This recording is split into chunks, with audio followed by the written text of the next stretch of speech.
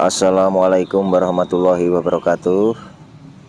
Di sini saya akan menjelaskan tentang pelihara burung perkutut antara keberuntungan dan kesialan.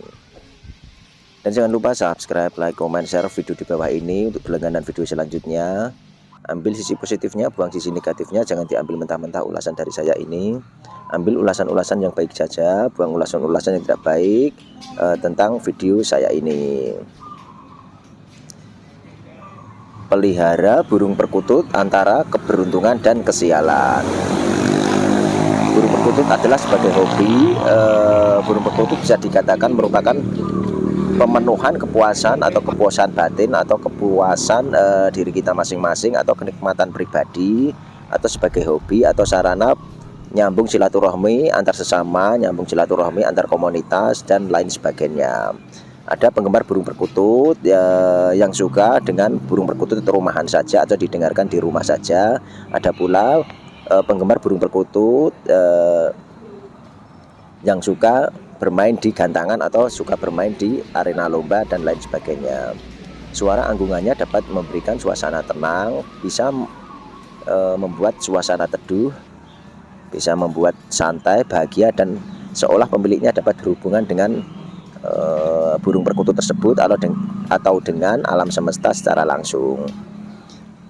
Lebih dari itu, burung perkutut ternyata memiliki keistimewaan luar biasa dikarenakan dianggap memiliki kekuatan gaib atau kekuatan magic atau kekuatan zoni yang dapat mempengaruhi pemiliknya berdasarkan katurangan atau fisik atau ciri mati, sehingga dipercaya memiliki pengaruh baik untuk burung perkutut tersebut atau untuk pemiliknya, untuk membawa keberuntungan, untuk membawa rezeki, atau untuk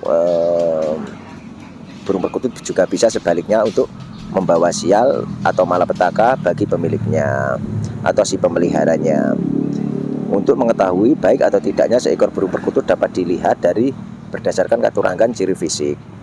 Untuk mengetahui baik atau tidaknya seekor burung perkutut dapat diteliti berdasarkan katurangan, berdasarkan ciri fisik, berdasarkan bentuk tubuh, berdasarkan corak bulu, berdasarkan bentuk paruh, berdasarkan corak kaki atau sisik kaki, dan berdasarkan ciri mati atau sifat atau perilaku, dan pada berdasarkan suara atau berdasarkan bunyi dan lain sebagainya.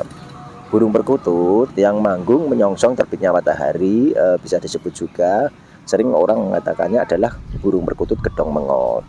Juga yang manggung menyertai terbenamnya matahari atau terbenamnya matahari itu bisa disebut dengan burung perkutut gedong minep atau dari susunan bunyinya.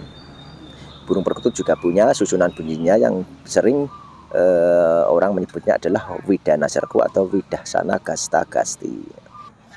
Orang juga menyebutnya WGG, kalau zaman sekarang itu WGG, singkatannya adalah widaksana gasta gasti. Sangat baik dipelihara karena akan mendatangkan banyak rezeki atau menaikkan derajat atau pangkat pemilik atau orang yang memeliharanya dan beserta keluarga di sekitarnya. Hal ini juga berlaku untuk burung perkutut berbulu putih di tengah kepala. Orang juga sering menyebutnya adalah burung perkutut satrio kinayungan atau satrio pinayungan, burung perkutut jambul atau songgoratu. Orang juga sering menyebutnya burung perkutut jambul satu helai atau songgoratu. Dan ada juga bulu ekornya 15 lembar, bisa disebut juga burung perkutut pendowo micil. Selain itu juga ada matanya bersinar kuning, orang juga menyebutnya burung perkutut mercu jiwo. Sedangkan burung perkutut yang seluruh bulunya putih bersih atau hitam legam, yang dianggap rajanya burung perkutut atau burung perkutut cemani itu adalah rajanya burung perkutut atau burung perkutut cemani atau kolbuntet. Kalau dipelihara akan memberikan keberuntungan. Perkutut yang ekornya terdapat satu bulu putih atau maksudnya sayapnya terdapat satu bulu putih, bisa juga orang menyebutnya burung perkutut buntel mayit. Dan berbulu semua merah itu dinamakan burung perkutut bromo sulur, atau bisa orang menyebutnya dengan berbulu kuning kemerahan. Kalau kuning kemerahan itu bisa diberi nama bromo labuh geni. Berbulu semua hitam bisa disebut dengan wisnu kucem, dan bulu pundak putih bisa orang menyebutnya adalah burung perkutut Cendolo Sabdo atau Candala Sabda. Manggungnya yang tengah malam bisa disebut juga burung perkutut yang sering manggung di tengah malam, bisa disebut juga Durga Nguwuh. Jadi bunyinya di malam hari saja, siang tidak bunyi, pagi tidak bunyi, cuma malam saja. Atau siang malam Durga ngerik. Konon tidak baik dipelihara karena pengaruhnya buruk bagi si pemilik. Burung perkutut bisa dikatakan merupakan pemenuhan kepuasan atau kenikmatan pribadi. Suara anggungannya dapat memberikan suasana tenang, teduh, santai, bahagia, dan seolah-olah pemiliknya dapat berhubungan dengan alam semesta secara langsung. Lebih dari itu, burung perkutut ternyata memiliki keistimewaan luar biasa karena dianggap memiliki kekuatan gaib yang dapat mempengaruhi pemiliknya berdasarkan katurangan atau ciri mati, sehingga dipercaya memiliki pengaruh baik, membawa keberuntungan atau buruk, bisa membawakan sial dan lain sebagainya. Untuk mengetahui atau tidaknya seekor burung perkutut dapat diteliti berdasarkan katurangan atau ciri fisik burung-burung itu tersendiri. Penjelasan dari ciri perkutut atau ciri perkutut katurangan. Katurangan berasal dari kata katur. Katur adalah menyampaikan dan angga adalah badan. Jadi katurangan adalah pengetahuan bentuk badan atau bentuk tubuh burung perkutut. Bagi penggemar burung perkutut tempo dulu, katurangan sangat memegang peran utama atau sangat penting. Selain bisa meneliti bunyinya dalam memilih burung perkutut, bakalan untuk dijadikan burung kesayangan atau untuk dijadikan burung kelangenan di rumah maupun kelangenan di gantangan atau di arena lomba. Biasanya perkutut katurangan dikaitkan dengan perkutut lokal yang diyakini mempunyai kekuatan gaib atau memiliki kekuatan magic atau berjoni. Untuk menurut kepercayaan orang dahulu atau nenek moyang kita dahulu, tempo dulu, terutama masyarakat tradisi Jawa yang selalu memegang erat budaya kejawen atau budaya Jawa, dan bukan perkutut silangan atau sering disebut dengan perkutut keres, atau bukan juga dengan burung perkutut bangkok yang banyak dilihat dan dipelihara atau diternak. Lebih baik atau yang memiliki kekuatan gaib atau kekuatan magic atau kekuatan mistis atau zoni itu adalah burung perkutut lokal, terutama lokal alam.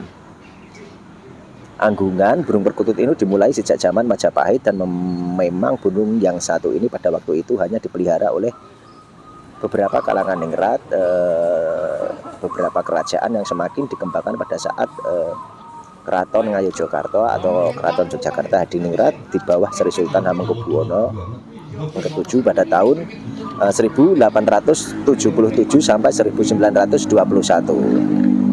Jadi pada tahun 1877 sampai 1921, burung perkutut juga diyakini sebagai bilangan kelima dari kelengkapan seorang pria sejati yang sempurna dalam tradisi Jawa yang berlatar kebudayaan keraton, yaitu wisma. 5 itu adalah wisma adalah rumah, garwo adalah istri, curigo adalah keris, dan turonggo adalah kuda, dan kukilo adalah burung perkutut itu sendiri. Itulah mengapa sangat sulit, bahkan hampir langka mencari peternak burung perkutut katurangan dibandingkan peternak burung perkutut bangkok. Jadi burung perkutut katurangan itu zoni atau sifatnya berasal dari alam, istilahnya begitu. Demikian ulasan-ulasan dari saya, semoga saja bermanfaat untuk kita semua. Ambil sisi positifnya, buang sisi negatifnya, jangan diambil mentah-mentah ulasan dari saya ini. Ambil ulasan-ulasan yang baik saja dan buang ulasan-ulasan yang tidak baik. Semoga saja bermanfaat untuk kita semua. Salam Rahayu, salam sejahtera selalu, salam silaturahmi, salam Bhinneka Tunggal Ika, salam guyub rukun selalu, salam pasiduluran dari Sabang sampai Merauke. Dan tak lupa pula saya ucapkan wassalamualaikum warahmatullahi wabarakatuh.